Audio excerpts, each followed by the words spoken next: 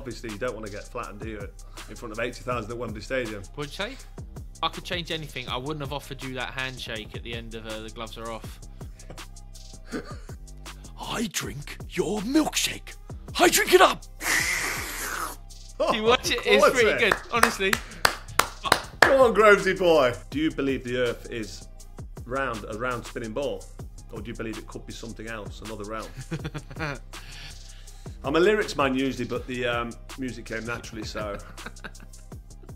Hello and welcome to Frotch on Fighting with me, Carl the Cobra Frotch. Today I will be talking to my old friend George Groves. We're going to try and do 12 rounds of quick fire questions. This episode is brought to you by Cobra Casino. And whilst I've got you, don't forget to hit like, share and subscribe to this channel. So, number one, what is your deepest fear? Deepest fear? Me aside. Yeah. Me aside. Probably. Oh, it's got to be rapid fire. Deepest fear. Empty. Yeah, I mean, you can think about them. You can think about them. Deepest fear. Calorie deficit. What do you say? Calorie deficit. Calorie deficit? What? Do you love eating that much? I just like. That's a I joke, just want to right? get. That's got to be a joke. I'm getting those sweat patches. I just want to get small. It's all about the gains, Cole. Heavyweight, man. Yeah. Are you on the games? No, I'm actually up? shredding, mate. I am in a calorie deficit. Shredding up for May 22nd. You're on a shred. Yeah. I'm not going to ask you to pull your t-shirt up so I can see your six pack. Do you want me to put my pants down? If you could go back in time and change something in your life, what would it be? Oh, is this a piss? This got to be a piss take. This is my producer. Obviously, you don't want to get flattened, do you? In front of 80,000 at Wembley Stadium. So, should we move on to question 3? No, seriously, go on. If you could change something in your life, what would it be? I wouldn't have offered. Back in time and change. Yeah, if I could change anything, I wouldn't have offered you that handshake at the end of The Gloves Are Off. That's a great. Got reached over the table, yeah. Or I would have been ready. What? I should have been ready. I should have pulled you first. That's what I should have done. I should have pulled you first. The gloves are off. Good answer. Yeah. For those of you who have not seen that, we'll probably clip the handshake in on the on the face off. Was it The Gloves Are Off on Sky? Been a pleasure talking to you. Yeah, pleasure to you too, mate. What are you doing? We can all pull about a little bit. Do you want to pull about? Have a little pull and a push.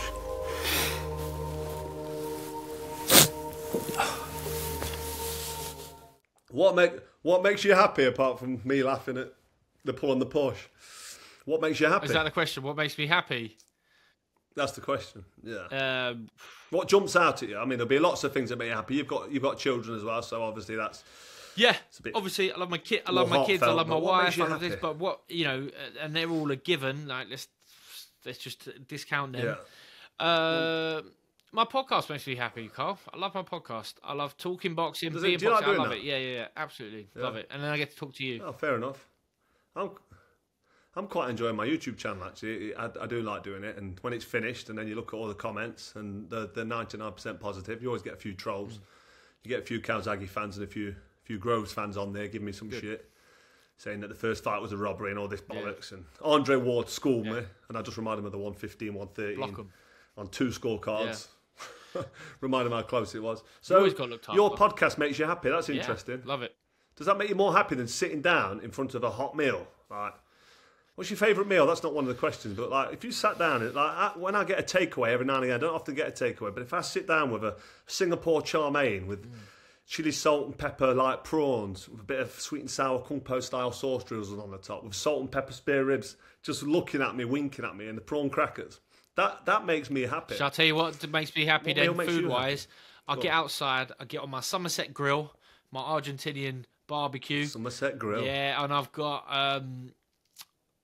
you get a big tomahawk steak, maybe, Carl. Next time you come over, we get a tomahawk steak. Tomahawk steak. We're hanging them up. It's calling it on now. We hang them up. Yeah. You've made my Chinese sound horrible, full of MSG and all that crap. Like you could, I've got a little recipe for the chimichurri, but to be honest, I just love steak with a bit of just rock salt on it. Boom, done. Nice. You can't beat it, mate. Tell you what, mate, great answer. Medium rare. Whatever you want, dealer's choice. But yeah, usually a medium rare, nice and sort of sizzled on the outside, little char grilled. Wow. I like it a little bit more cooked than medium rare. I like it more medium than medium rare, but I don't like it overcooked. It's no good. Yeah, it's got to be red. So we've had what makes you happy. We know you love a bit of grub. What makes you angry? What makes me angry? Yeah. Celebrating mediocrity. I don't like people. Yeah, I like my heroes to be heroes. I like something that's amazing to be amazing, and I struggle to sort of say otherwise. So, you know, if I said to you, Carl, your YouTube channel's fantastic, you know, I'm telling the truth. Because otherwise I wouldn't say it. Because if it was just mediocre, I'd say, fucking quit it, mate. Have you got an example of something that you might be able to say that's mediocre that has been celebrated lately? What about Leah Thomas winning them swimming races? Anything? Oh, the guy who's now a girl. No, it's a transgender woman. Yeah. Please don't offend her, please. Yeah, well, yeah. I mean, it's not. Yeah, not ideal. I mean, I can see you reeling me in. What do you want me to say? I'll say it for you. Leave that one. Right. What is your hidden talent? What's your hidden talent? Swerving controversial questions. Hidden talent. Yeah, I can do a really good. Can you play the guitar like me? No. Can you sing? No. I can do a Daniel Day. I've got my guitar there, but I won't. I can do a There Will Be Blood. Rubik's Cube. There Will Be Blood impression of Daniel Day-Lewis's character. I can't think of his. I think his name is Daniel. Daniel Plaintive. Let's have it. Ready for it? Yeah. Go on, I'm on the horse. Right. Wait, I'm not getting right the first time. It's just panicking me now. Have you seen the film, Carl?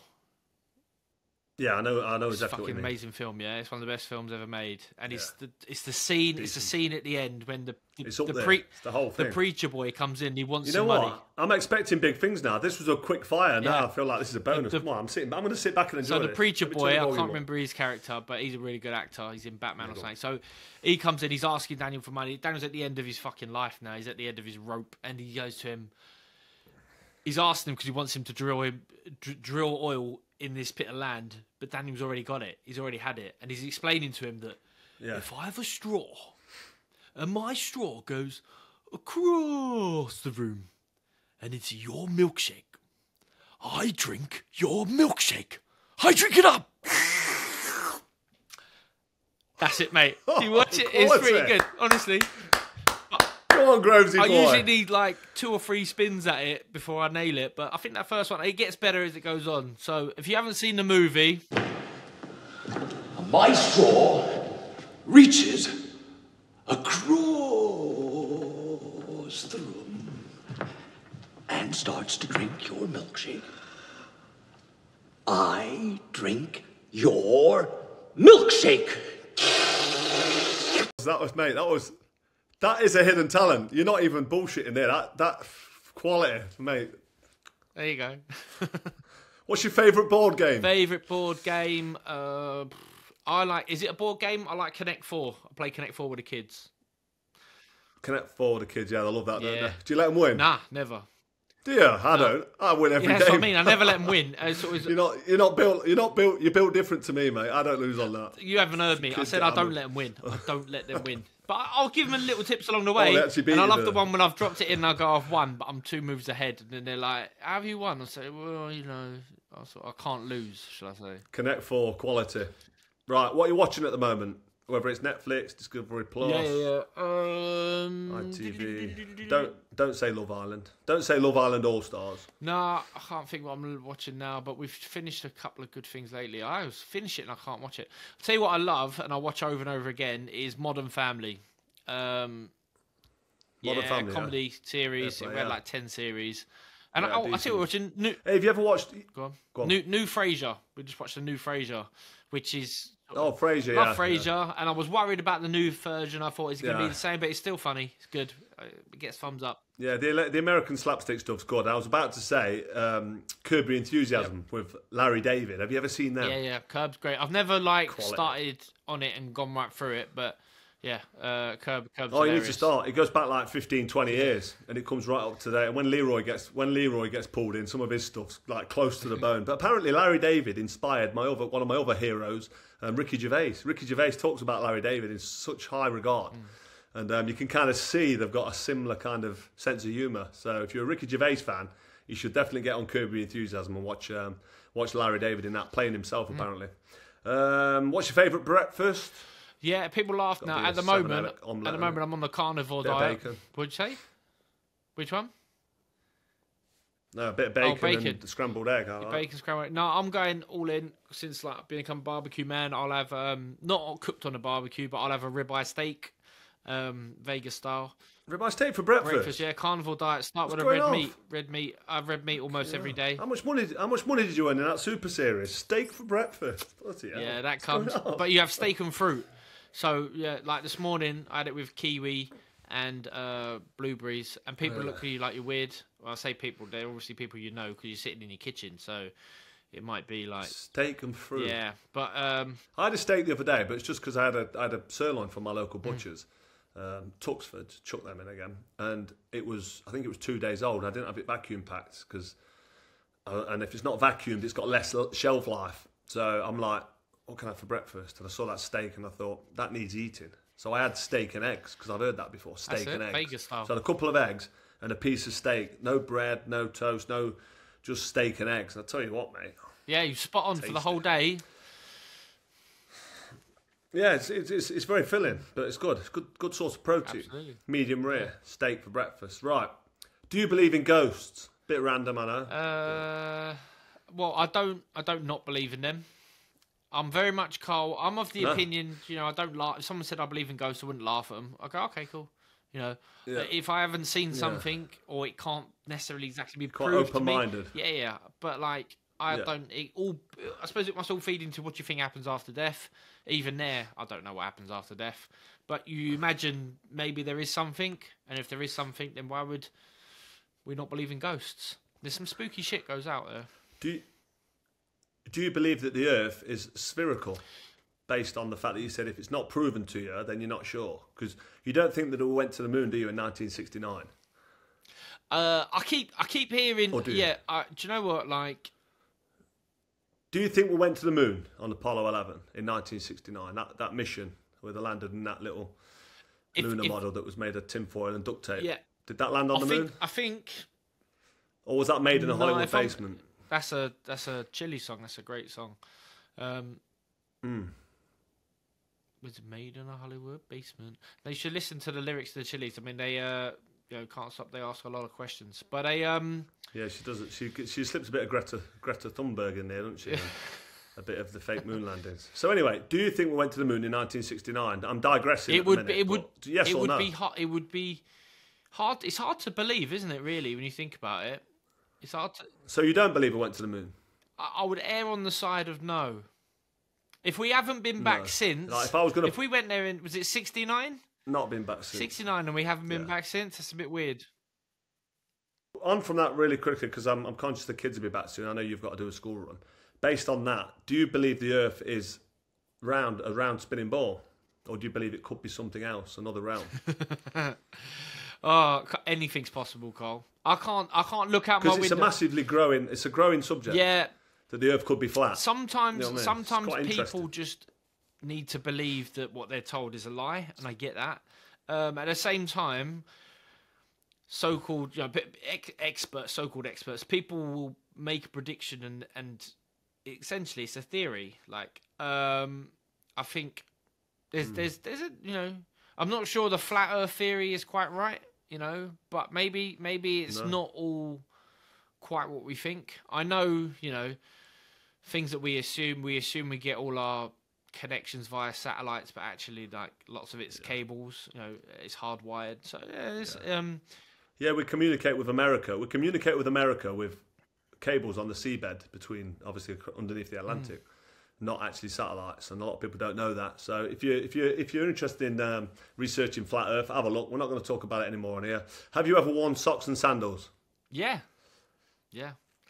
It's me too. I've got to be honest. Slip them on, don't you? When you got your socks, you wouldn't take your socks off if you've got to put your sandals on quick, and then you end up just keeping them on all day. Yeah. So if I went on holiday, like with sandals in mind, then I probably wouldn't wear socks and sandals. You won't wear socks with them. But when you like, we used to do camps. You know, like when you're wandering about in camp and you got your socks on, you think you just slip your sandals on before you put your boots on. Slip your sandals on. Yeah. All the boys on the England squad do that. They're all socks and sandals, and football players as well. They're renowned for it. But it's going out in public. You won't go out for a night out with socks and sandals. Nah. Anyway, finish the phrase. The way to my heart is tomahawk steak. Yeah. I mean. Yeah, fucking hell. You haven't got. Yeah, I don't know. What would you say, Cole? The way to my heart.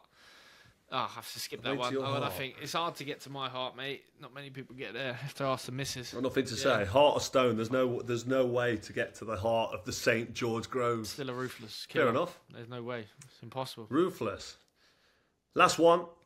Even though we've done about 14, 15. Can you rap? Freestyle rap. I do all the... You gave me a good impression earlier, so I'm happy with that. But you must have a freestyle rap in the bag. I do all the kids' school presents, all the kids' Christmas presents, birthday presents. No. Rap as in dun dun dun. Oh, right. Rapping presents. Dun dun dun dun dun. I used to have a job. Dun dun dun dun dun. We'll do a duet. What do you want to do? And listen. We do salt and pepper. I'm ready when you are. You know the words? No, you start it. Salt and pepper's here. I don't know. What would be my go-to rap? Like fucking. Can you sing? Do you know the words to Licorice Bitch?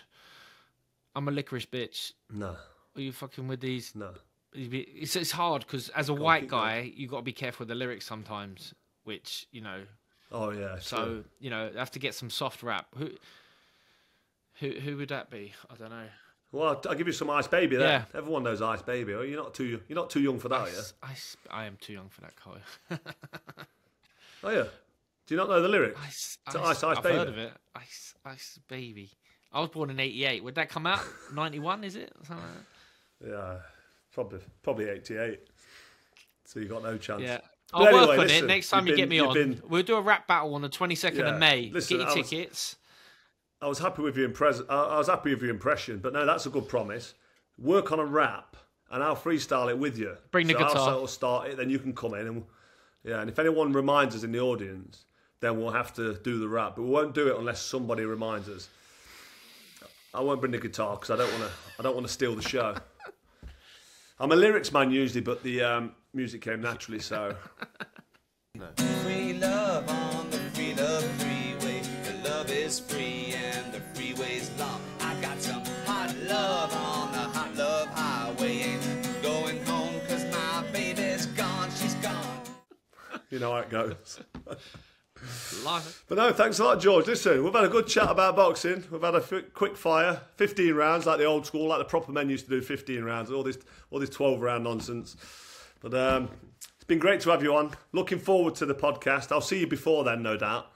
But appreciate it, mate. Cole. It's been fun. Thanks for your time. You go and get the kids from school, and I'll get the dinner on for the missus. She's done the school run now, so I'll get the dinner on. But no, thank you, and we'll catch up again soon, Georgie boy. Cole. So that's it for another episode of Frotch on Fighting. That was 12 rounds. I think it was more like 15 or even 16 rounds of George Groves. Hope you enjoyed it. If you haven't already, hit subscribe, and I'll see you next time.